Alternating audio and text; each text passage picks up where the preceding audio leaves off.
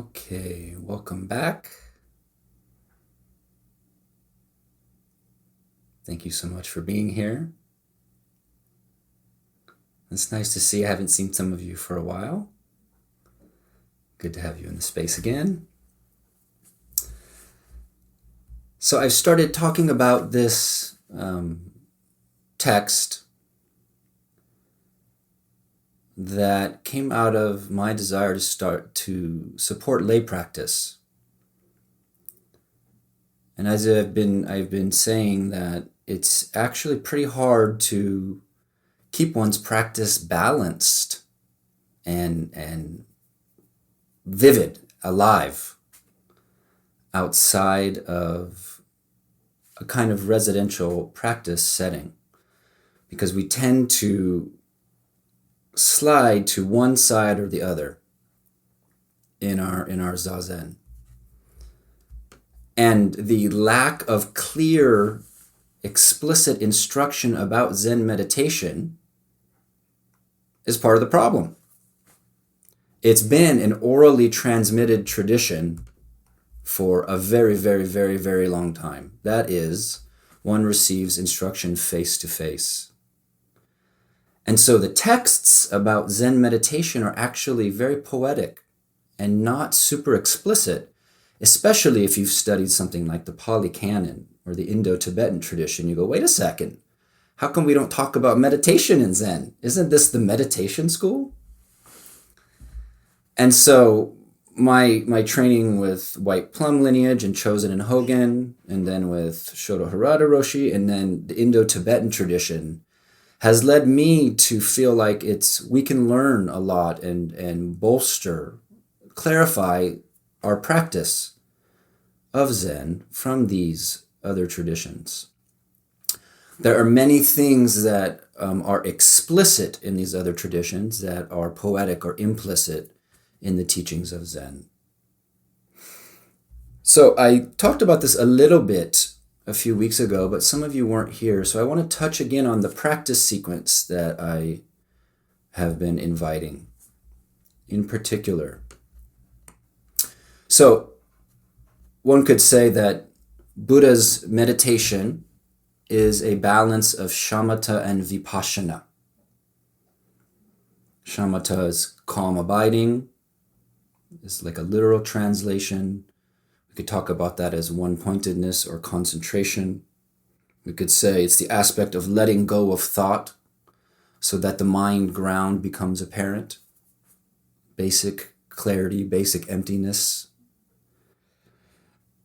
And then vipassana means to see. It means to see into. And the idea is that when you have shamatha, you can actually have vipassana. When you have some calmness, you can actually see the nature of this person who's sitting here meditating. Who is it that's sitting here meditating? Why are you convinced there is such a person? Because there's this experience of awareness. Nobody can tell you that you are not aware here and now. But what is that? And how intimate is that which is doing the meditation?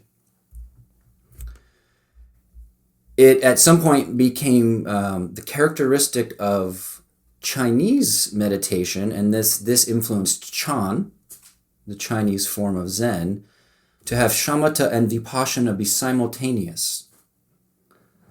And in the Caodong school, which became the Soto school in Japan, this was called serene illumination.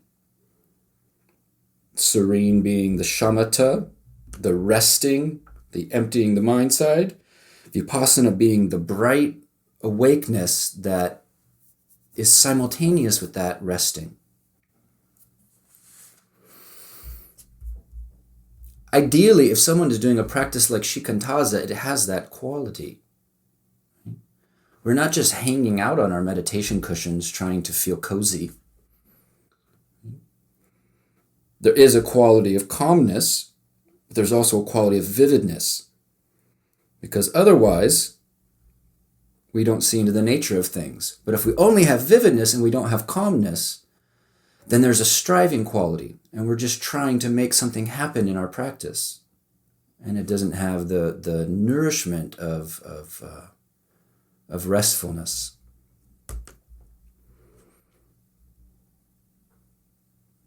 So in this way of practicing, we first divide these two aspects and then unify them.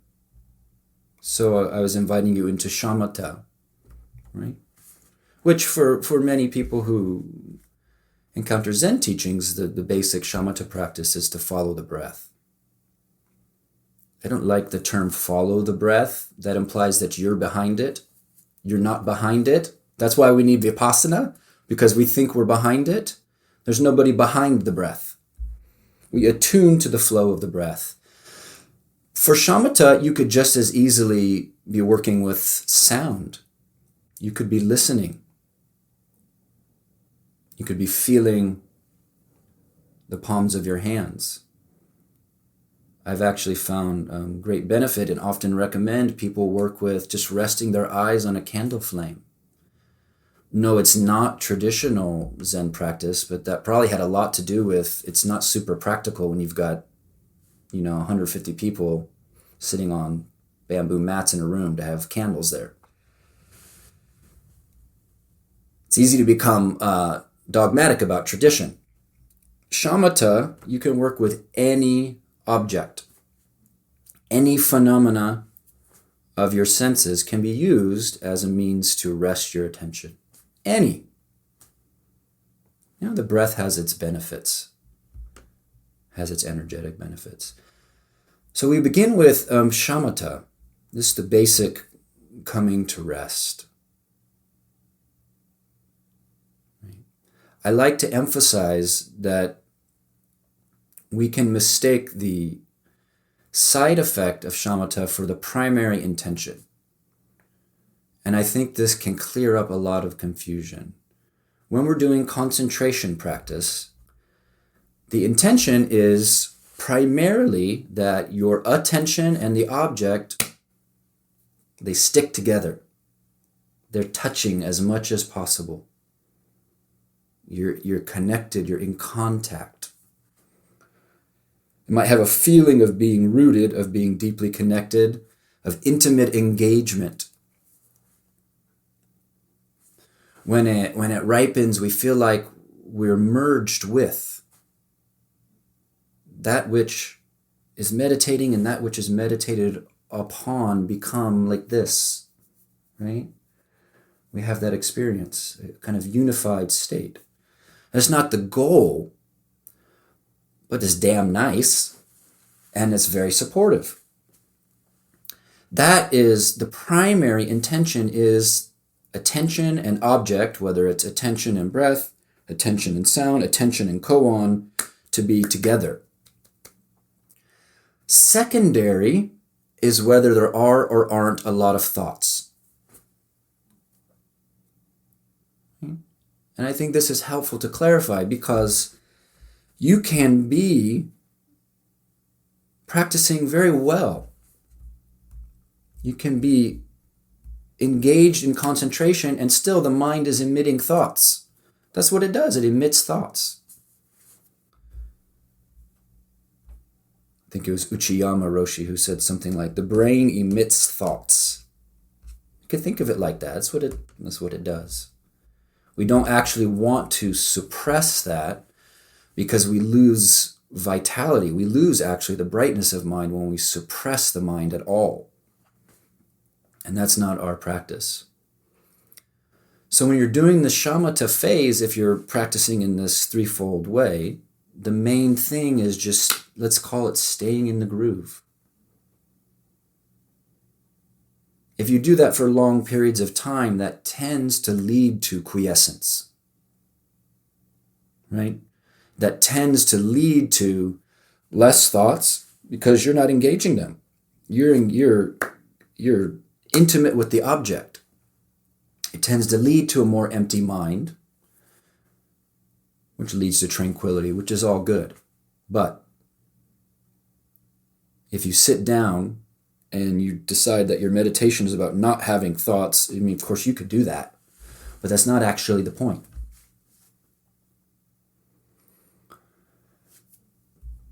So the first part, and if you're doing this practice at home, I would encourage you have to divide up your time in a skillful way. For some people, weighing really heavily this first aspect of the practice, I think would be the wiser thing. Both because you want the refreshment and the stability of that quality of presence,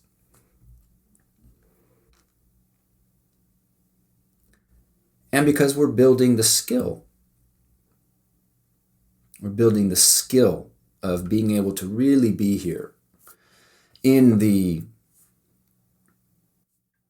of the ways that things unfold, for example, in the white plum lineage, is that once they develop a certain amount of shamatha, breath, concentration power, then they might be given a koan. Then they might be given an insight practice.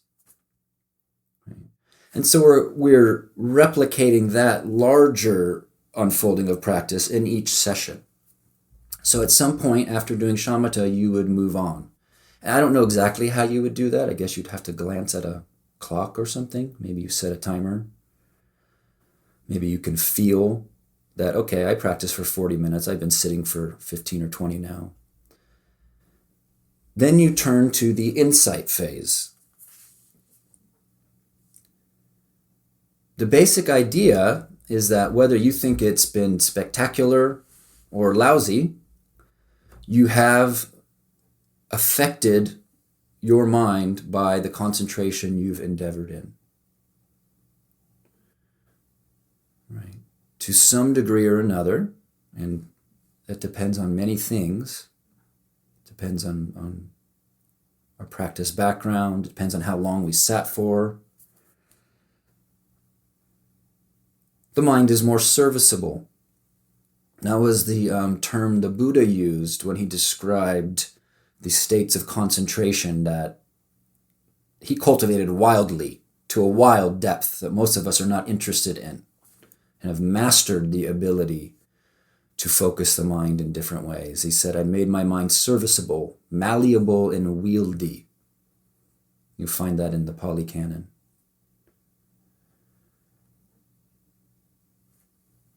And to say it more simply, the practice of insight becomes possible to us because we're not fully caught up in the mind stream.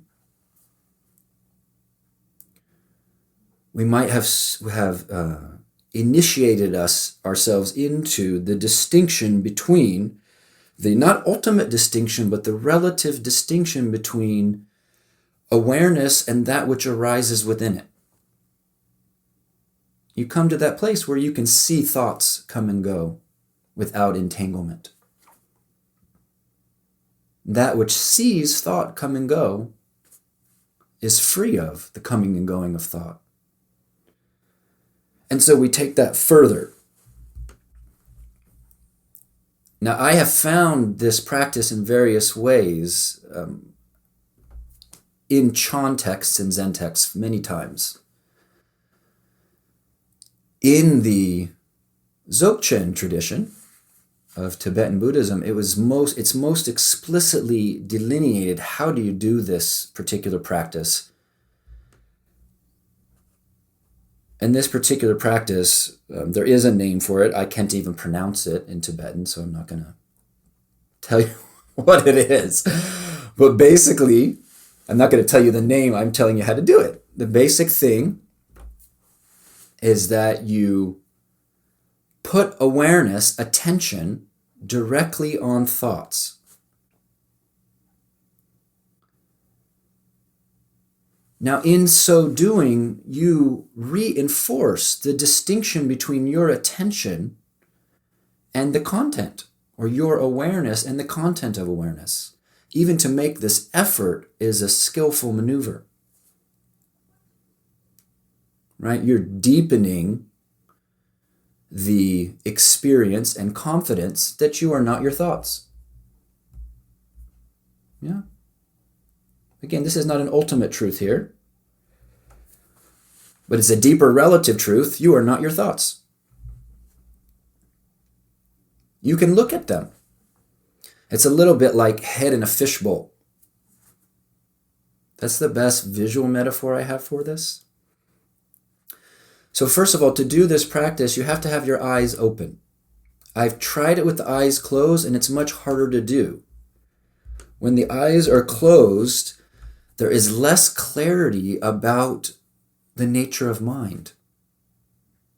It's excellent, of course, sometimes for shamatha practice, where all we're doing is letting go and merging with object. But for clarity, for vividness about what consciousness is, the eyes closed, I think, is a disadvantage. And certainly in the Dzogchen tradition, it was taught, no, you can't do this with your eyes closed. So the skillful means is your eyes are open, you put your awareness directly on thought forms. That's the first step.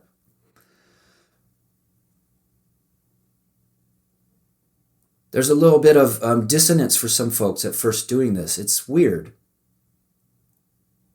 We don't know if we're doing it right. We don't know what the effect's supposed to be.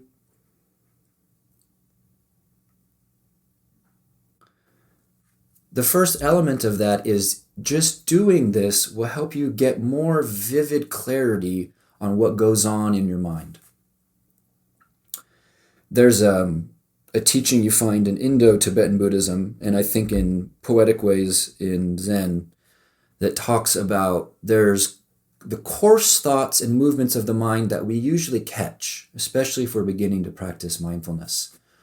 We're aware of like the big chunky judgmental thoughts or the big excited ice cream thoughts or everything in between. We get those. But there's a subtler undercurrent of thought. There's like a kind of whispery narrative that's going on. We quiet the louder discriminations going on in the mind, but there are more, there are layers with less volume. As you practice this meditation, you help illuminate more of those layers. You want those to be penetrated by awareness. We want to shine through it all.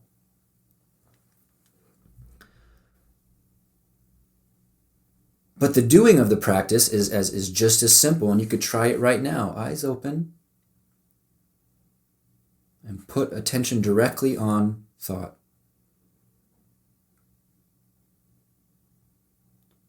If you're having the experience of a thoughtless mind, what is that? Put your attention directly on that thoughtless mind.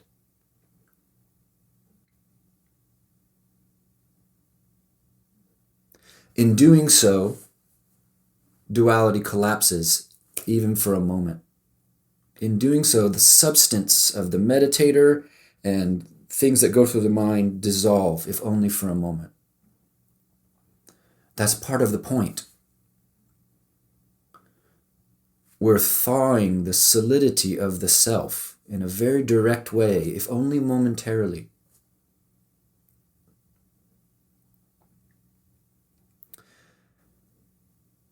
A fruit of this kind of practice, if you do it over time, and of course this is not the only way to do something like this, is that you have confidence in the insubstantiality of your mind. It's a little scary if you're getting older. As you get older, you lose some of your short-term memory. You're like, the last thing I need is more insubstantiality of my mind.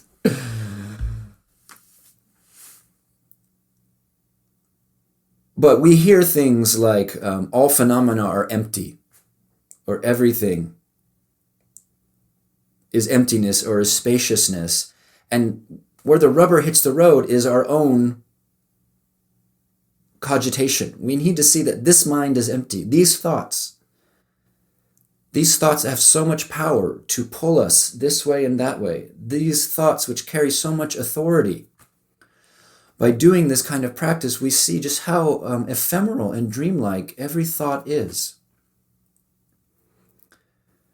And what this means is that we can, whether we're doing shamatha, open awareness, writing an email, we are less under the power of the mind. We do want to weaken our attachment to thought.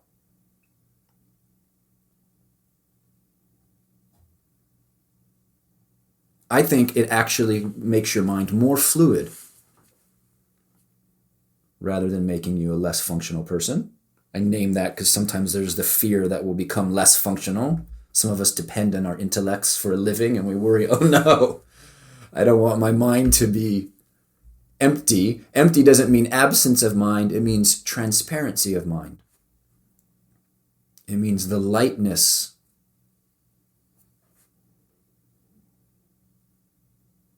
Thoughts become like light bubbles. There's really no apt metaphor, but you have to experience it. So this practice is something you don't do for a long time. You don't do it for a long time, first of all, because you can't sustain that kind of intensity for a long time. And second, you want it to be fresh. In other words, if you do this practice sequence, ideally you engage this practice as if you don't know what's going to happen.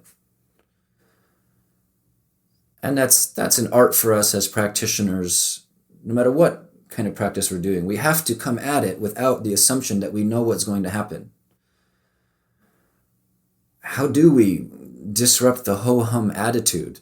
That's a really important question, especially if you've been doing this for decades. It's not that we've exhausted the freshness or that we can exhaust the freshness of this practice, but we can bring a mind that says, this isn't fresh. And it's all too easy to be bringing that mind into practice. So,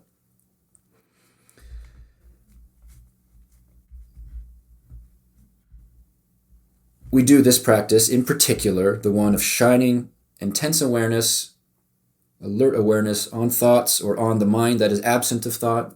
You do it for a short period of time and then you let it go. It's a little bit of like the relaxation after an orgasm. Like, You transition from that intense focus and melting thought, and then you move into open awareness. What we sometimes call shikantaza, or at Great Vow, we call silent illumination. You have, I'll continue with the sexual metaphors, you have lubricated things. With shamatha, you have lubricated the mind with melting the fixity. By looking directly at thought, you have lubricated things. And then, the ideal is you're sitting in open awareness, in non-grasping natural presence. No seeking, just allowing the natural fullness of being. Discovering what those words even mean. If they mean anything, you have to find out. It's empowered by having reduced our fixation with our ordinary mind.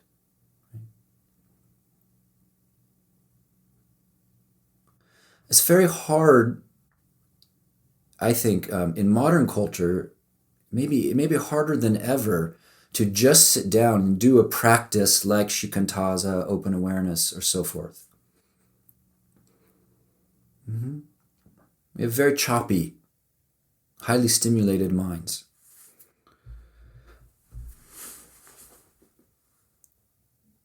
On the other hand, this practice of open awareness, shikantaza, I mean using these terms interchangeably. I know there's lots of nuance, and I would love to talk about that with anybody who cares. Ideally, we're not favoring stillness. Dogen Zenji said something about shikantaza. He said, when you sit shikantaza, you cast aside the distinction between stillness and activity. You let go of discriminating the mind is moving or it's not moving. It's that kind of openness, that kind of releasing. Another way to say it is, you enact the space that is pristine, clear, and never moves.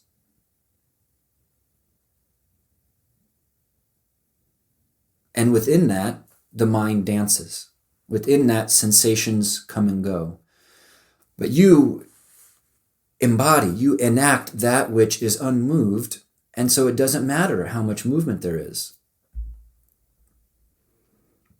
There's an interesting phrase for this in the Vajrayana. They call it adornment. When you enact yourself as unmoving stillness, which is not something you attain, it's something you are,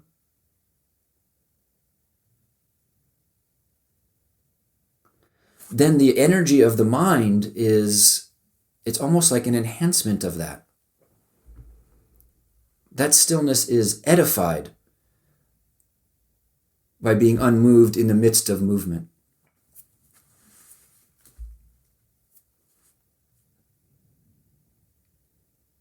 Koan Ejo, we do a chant at Great Vow sometimes called the Treasury of Divine Light Samadhi. And Koan Ejo, who was one of the Soto ancestors, said about this, he said, thoughts themselves arise as wisdom.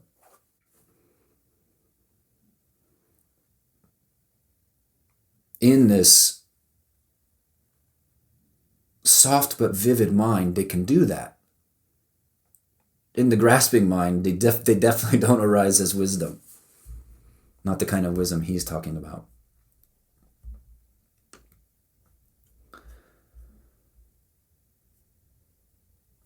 Now, if you or if you're doing this kind of threefold practice and you're doing this open awareness, and then you find that the mind once again gets choppy, or you can't sustain it, this is an interesting place to consider.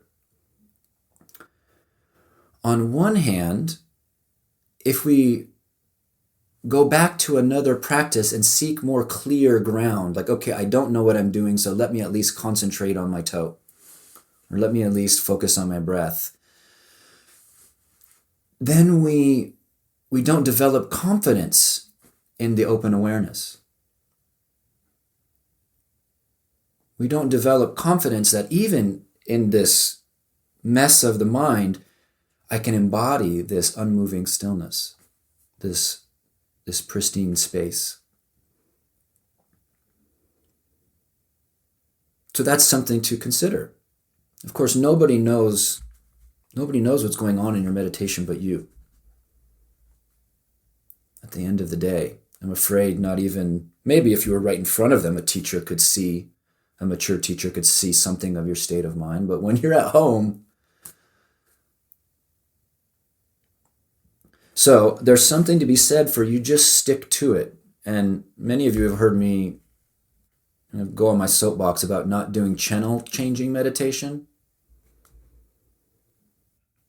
That is, channel changing meditation is, nowadays people have heard 7,000 meditation teachers talk about what's the best method to do, and there's lots of things in our minds, and so we sit down and we actually don't have confidence in any method because we've heard so many things. Well, Ajahn so-and-so said this, and Jogen, blah, blah, And so what we do when it's not going how we think it should go, we search for a different method. We change. We go, oh, I should do such and such instead. Well, the tricky thing is sometimes you should, because you're the expert on your mind in that moment. I have no idea. I really don't want to know, probably. But the problem with the channel switching meditation is we have to give a particular method really a chance.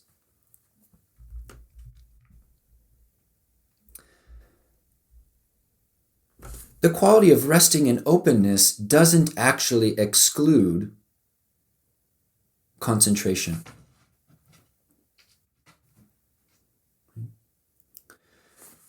Rather than open awareness being a technique, it's really more a stance. It's more an attitude towards experience. It's an orientation towards experience more than it is a specific technique. It's just not grasping. It's a total allowing of the life of the moment. And the only reason there's such a thing as the practice as open awareness is in contrast to our grasping as ordinary people. The only reason we even have such an idea of something like shikantaza is because we're always trying to meddle with the moment. We're so busy trying to change experience. So it's not really a technique, it's an orientation. So within that open, that spacious welcoming, why not bring in the breath? Why not attune to the flow of the breath? It's not actually in opposition. Why not feel the sensations of your butt on the cushion to give you a little bit more traction in your body? If open awareness excludes those things, it's not really very open. It's actually rigid awareness.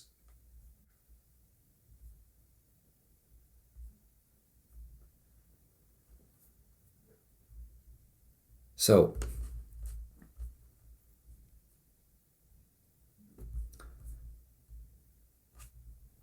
I wanted to just touch on tonight, for those of you who are working with this particular sequence of practices, I'm going to touch back into it.